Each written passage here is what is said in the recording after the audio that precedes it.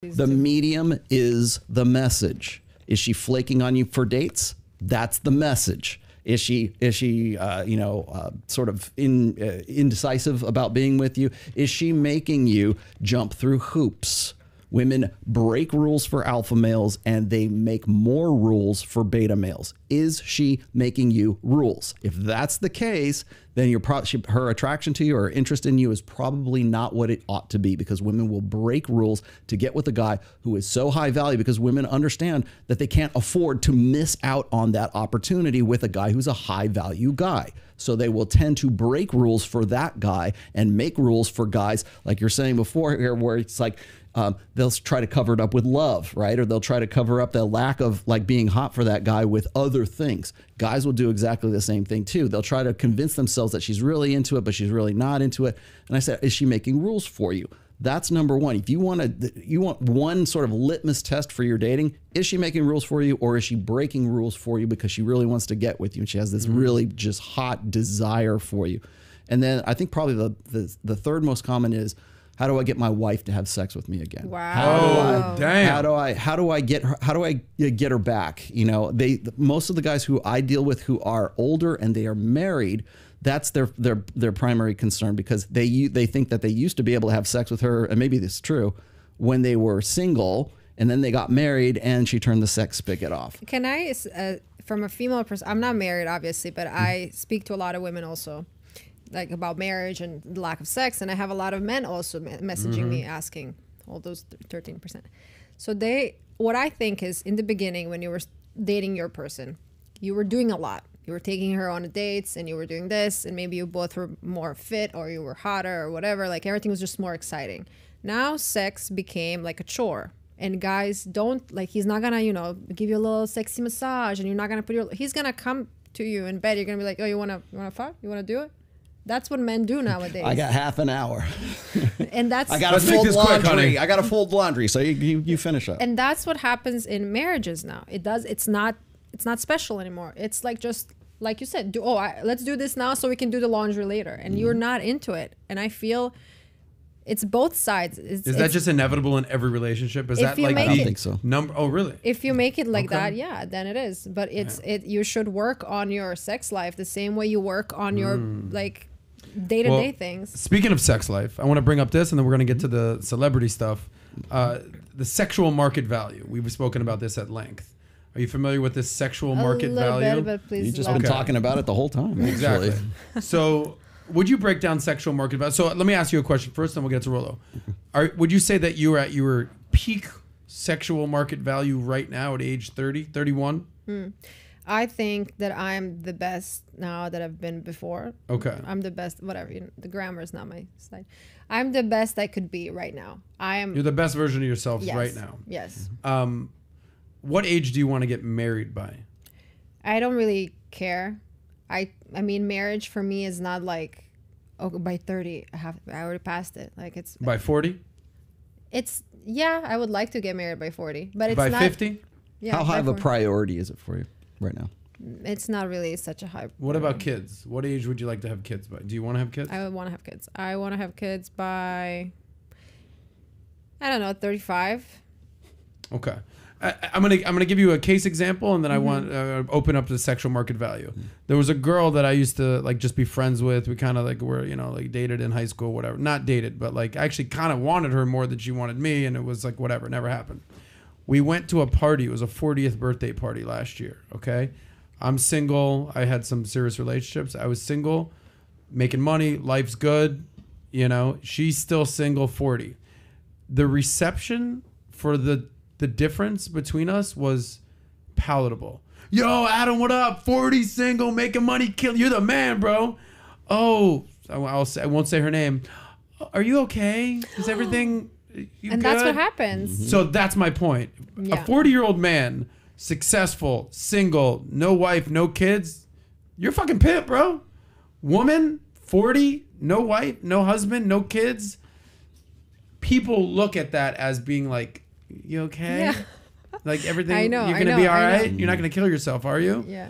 What are your thoughts on that? As being a beautiful, high-maintenance 31-year-old woman, I doubt you want to be that 40-year-old woman. 10 years from Yeah, now? I mean, I think that's just the society today, and I would love that to change. I just don't know when it will or what needs to happen for this to change. But I feel a lot of women, and also that's a question I get often. It's like, I like this guy, like I want to get married. I'm not sure if he's the one, but I've been with him for 7 years now, and I don't want to start over and blah, blah. And that women have this pressure when they're in their 30s or late 20s that they need to get married. And then they do get married to this guy who they've been dating for the past 3 years. And then they get married, and then they realize 3 years in they're miserable. And then they get a divorce. And then you're starting again.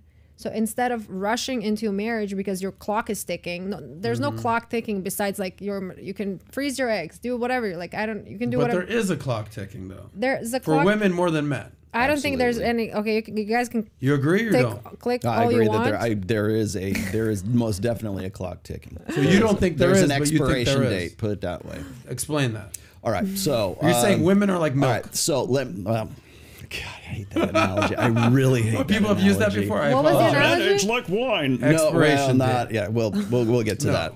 So before I launch into what I'm going to say here, let me explain we're going to have to make a distinction between sexual market value and personal worth, okay? Because women tend to conflate those two. So if I say, well, you're successful, you got a career, you went to college, you make $100,000 a year, blah blah blah. Where's my man? How come I don't have a man right now? Well, the reason is because you've turned yourself into the man that you wanted to marry. That's why.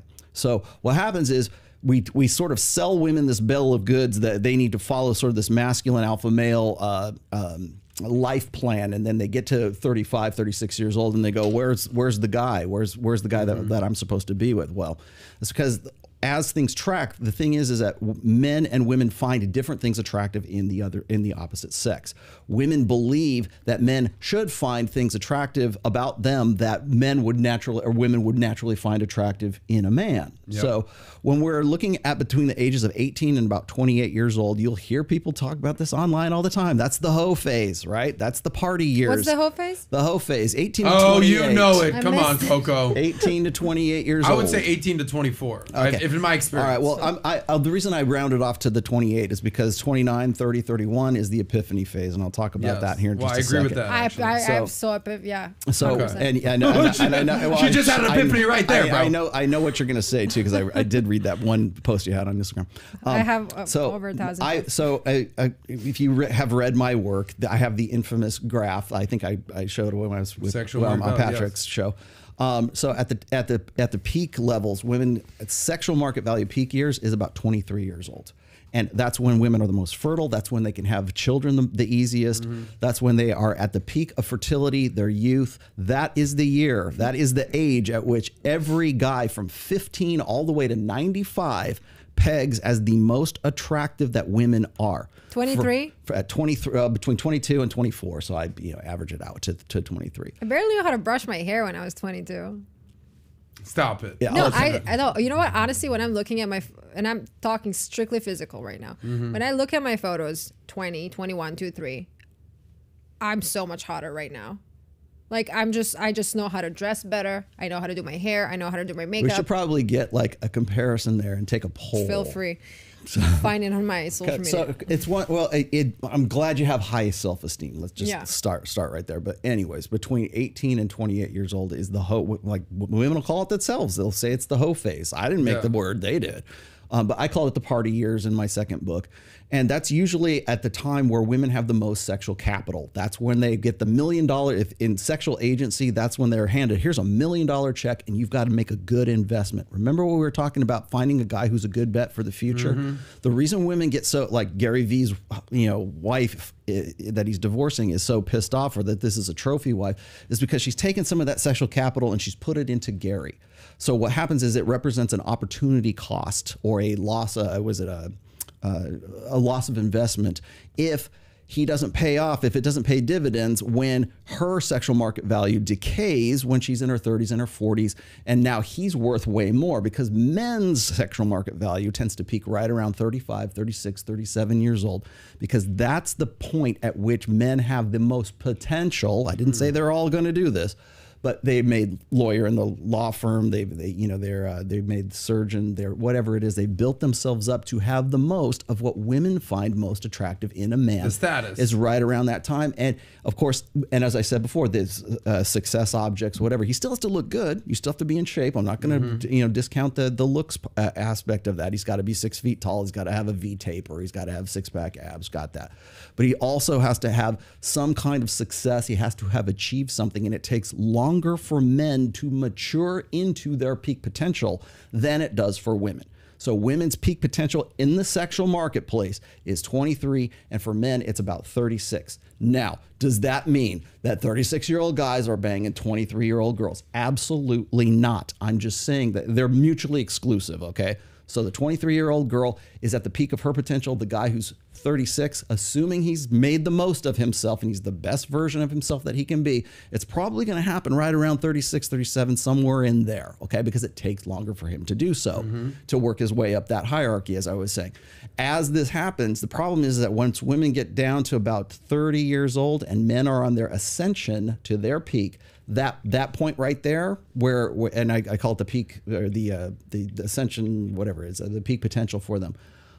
That you'll also notice that is exactly the year, or right around the year, that most men and women get married. When a woman is just on her declination and the guy is on his ascent when it comes to sexual market value. So the guy, and you'll see this is in the United States, it holds true anyways. The average age of first marriage in the United States for men is about 29 to 30 years old. For women, it's about 28 to 29. Right, exactly as that is happening. And so what happens is women want to check out of the sexual marketplace before they age out, and it's that expiration date. And men, they're hoping that men are going to be stupid enough to not to not know that they're going to have more sexual selectivity when they get to be 36, 37 years old, if they take care of themselves. And also, as far as reproductive potential is concerned, every year after 30, your chances of having, successfully conceiving a child and then having no complications as a result of that goes down all the way until you get to be 40. And that's why I raise bloody hell about this. What is it? Freezing your eggs is some sort of like benefit for, what is it, for middle management at Facebook, Fortune 500 companies are offering that as benefits to women who want to pursue their career. It's not interesting. It's not about your career. It's the fact that you can't find the guy that you think you deserve. And so what happens is, that's the thing that Fortune 500 companies are offering their female this is C-suite executives. This is a financial podcast, so let me explain something to you here. If you are investing in the future and you want to do so based on gender or based on sexual trends right now, invest in anything that promotes fear of missing out for women, and anything that promotes the idea that their sexual market value will be evergreen forever. So was it cryogenics for ovum cryogenics? That's another one. Anything beauty products, right? Women don't want to look older; they want to look what? Younger. So the cosmetic industry is not this multi-trillion-dollar juggernaut because women want to look older. It's because they want to look as if they were 23 years old, because that's what men are looking for. They're looking for that. That's what we base our attraction. I have a question. On. Are we talking strictly physical appearance here, or you're saying in general? No. Because I see, this is my actual serious question. If you are successful entrepreneur, CEO, whatever, you're smart, you're a lawyer, doctor, whatever you are, and you're 30 something, let's say you're 37, and you start dating a girl who's 22, 23 on the peak, right? What are you talking to her about? She doesn't have any, you can think she's hot as much as you want, I'm sure she is, but that's not your life partner. Maybe she is super mature and maybe you're going to have something to talk to, maybe she's whatever. But when you're looking at this in the perspective from a woman. Okay, but let me continue. Do guys want an unintelligent? First of all, why do we presume that a woman who is 23-year-old is not intelligent enough to get with the guy? That's number one. Number two is I'm not done with my statement. Most guys at that age who have that peak sexual selectivity, they're not looking for for a long-term partner. They're not looking for at 23. They're looking right around 26 or 27. Okay, I got confused as soon as you cut me out. So I'm just saying, I have a lot of friends who are in their early 20s because I have whatever. Yeah. And when I'm sitting there, me as a 31-year-old woman, I'm sitting there. I'm like, you guys have I just can't even sit here anymore. There's nothing to talk about. And these girls are smart. They Yeah. go to nice schools. They come from a good family, but their vision of life, and it's just like there's nothing you have in common. So when you're 23 and you get together with somebody who's 37, a successful lawyer, and you were just like, you got in your dreams to sorority, like you guys are not in the same. I actually agree with you and also disagree with you at the same time. And we'll kind of bring this Way to home. ride the fence there. No, but there, because I'm in that world. Like by day, I'm very open about this. By day, I'm in the financial world. I work for a financial firm. I have to be very financial. But at night, I'm in fucking South Beach partying with 20-something-year-olds. There is a difference. Like I might see a 23-year-old and be like, "Damn, she's hot." And then I go to talk to her and I'm like, "Yeah, she's kind of." But you're not going to marry her. You're not. Right. You're not interested in a long-term plan. So to both your points, you're talking about almost sexual market value, how they look to an extent, and you're basically saying, "Hey, look, yeah, maybe 23-year-olds are hotter, but I can guarantee you at 31, I'm smarter, savvier, I dress better, I look better." Definitely a little bit more high maintenance. No, but, you just know who but you are. that's the whole question.